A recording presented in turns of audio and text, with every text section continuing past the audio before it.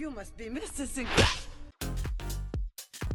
Did I just see what I think I saw? Did I just witness an affair happening, or am I just overthinking? How's it going, YouTube? I'm your host Joss, and welcome back to Top 10 Beyond the Screen.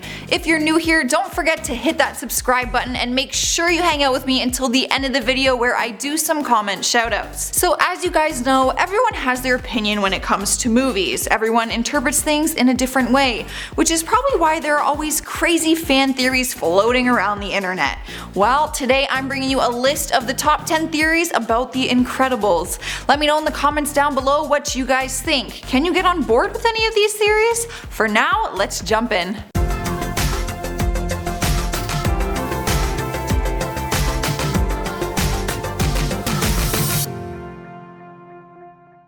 Starting off the list at number 10, we have the theory that Edna Mode was once a villain. What? The cute tiny little fashion designer lady? An evil villain? There's no way. Fans are claiming that there is evidence to back up this theory, and one being her throwaway line. She often talks about not looking back and dwelling on the past because it's distracting. Maybe she's talking about her own past when she used to be a villain. Fans are also claiming that she seems to be overzealous about seeing heroes in danger or witnessing dangerous combat, almost to a pathological level. It might be that she still has some of her villain traits inside of her. We see her being very kind to the PARR family, aka the Incredibles, by making their little Jack a suit. They never even considered a suit for the little infant, but because Edna thinks like a villain, she accurately predicted that Jack would become a target of syndromes. Maybe fans are taking positive things and just turning them into negatives. I have a hard time accepting that this tiny little lady was once evil. At number 9, we have the theory that FROZONE is a government employee. Did you guys notice how well FROZONE seemed to do after they banned supers? He had a nice high-rise, expensive equipment, and didn't need to work, at least from what we can see. Some fans have come up with the theory that he was only semi-retired with secret permission from the government and still received some payroll. Why would the government do this? Because FROZONE would make a great informant. He has close ties to some of the most powerful supers out there and could easily keep tabs and reports on their activity. This is key information that I'm sure the government would love to get their hands on. So basically, fans are thinking that the government doesn't want him out publicly, but is still contracting his work under the table. Interesting. Sliding into the number 8 spot is the theory that Jack will have his one single power set. In the movie, the infant comes out as the strongest and most overpowered superhero in history. He is shown to possess all sorts of different superpowers, including levitation, teleporting, a Human Torch flaming body, and turning into a rage monster or transforming into steel. Talk about a resume. Fans have come up with a theory that he won't always have the different powers, but that they will all become a single set of powers like the rest of his family. They say that his powers are still developing because they have only just begun. Who knows what will happen with time as he begins to possibly gain or lose more powers. Keep in mind that when the rest of the PARR family first sees Jack use his powers, they don't go crazy at the fact that he demonstrates multiple unique powers at once, probably because they've seen these symptoms before. Fans believe that once he goes through his development stage, he'll have a single set of powers that fits his personality, kind of like the rest of the Incredible gang. In our number 7 spot, we have the theory that Violet PARR is an older Boo from Monsters, Inc. This theory is enough to make any Pixar fan excited. This fan theory is wildly popular on the internet and has fans dishing out tons of examples to back it up to be true. For starters, when Sully and Boo play hide and seek in the locker room, Sully is amazed at how good she is at hiding. Fans suggest that it was her powers assisting her and she's subconsciously using them to become invisible. The theory goes on even further to say that early on in Monsters, Inc., it is shown that each scarer is assigned to a child that suits them best. Randall's power to camouflage or go invisible would be ideal for the toddler Boo,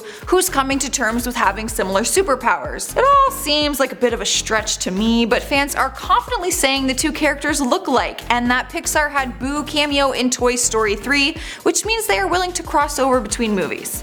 And in the number 6 spot, we have the theory that Buddy is the son of Psychwave and Universal Man. Seems a little odd that a non-super would be a non-super if he was the son of two super-powered beings, but the fans are sticking by this one. The evidence supporting their theory starts with Buddy desperately wishing to be a hero, and perhaps that's because both his parents have powers and he doesn't, and because they were superheroes, he was probably neglected due to their busy lifestyle. You can only imagine how busy a superhero must be. free, which might be why Psychwave and Universal Man are the first ones on Syndrome's kill list. He might have a personal vendetta against them for feeling neglected by them. The theory goes even further to say that Bob Parr seems to be familiar with Buddy's mother, and we see that the Parrs are friends with many superheroes, so it would only make sense really. At number 5 we have the theory that contradicts theory number 4, this theory being that Syndrome is actually a super and his power is intelligence. Really? If that's the case, I must be a superhero too.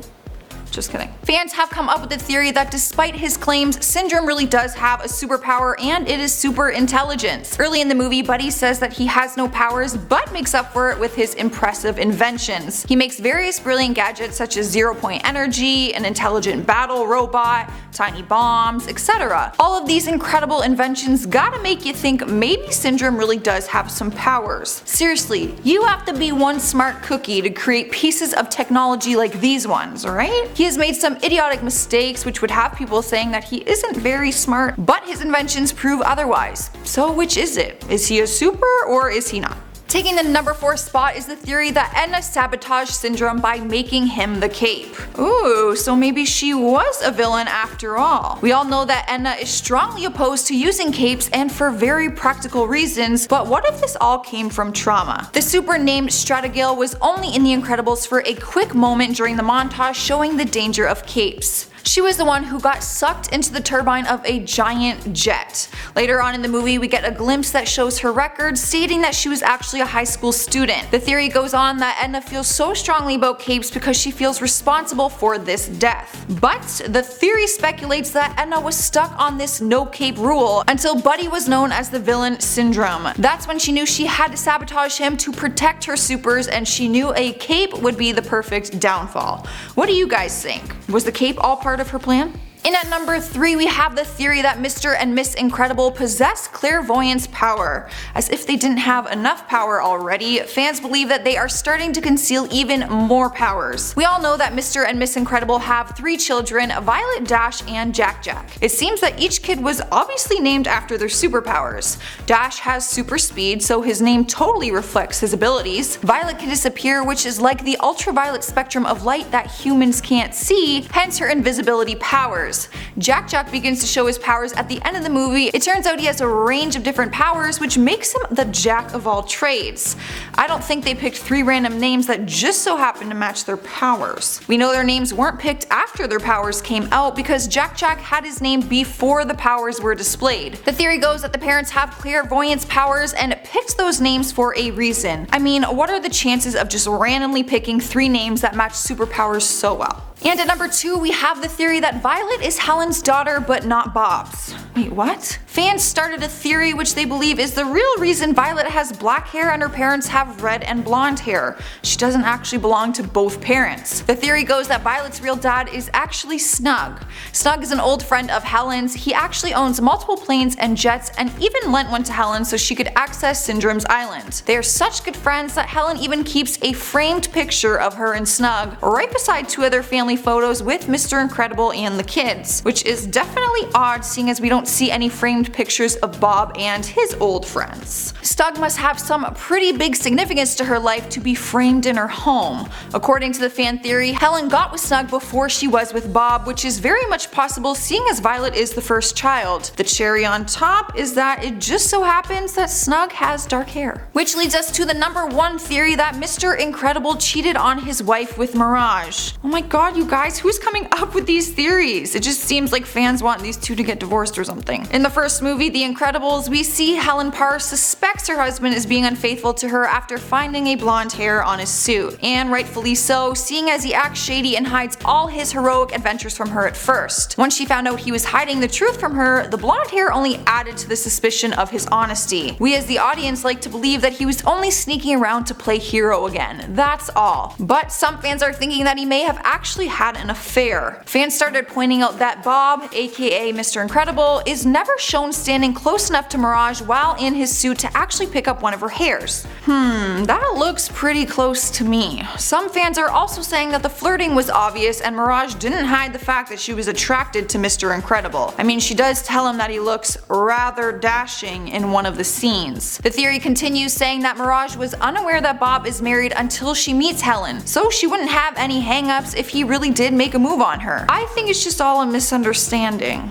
Well, at least I hope so. Okay guys, there you have it, the top 10 theories about The Incredibles. Let me know in the comments what you think and hit that thumbs up button if you enjoyed this list. But for now, let's check out some beyond the screen comments. Horror Fan says, love your channel, been subscribed since the beginning, keep up the great work. Thank you, that is so nice. Frank Pitt says, hi Joss, I love how you bring energy to these videos, your personality shines. It's probably just the coffee. Boa Boy says, have a great day and night. You have a great day and night. Cameron Hughes says, I really want to see the new Toy Story. Dude, me too, I can't wait. Alright, I'm signing off. Don't forget to subscribe while you're here and leave some love in the comments to be featured in my next video. I'm your host Joss and I will see you next time.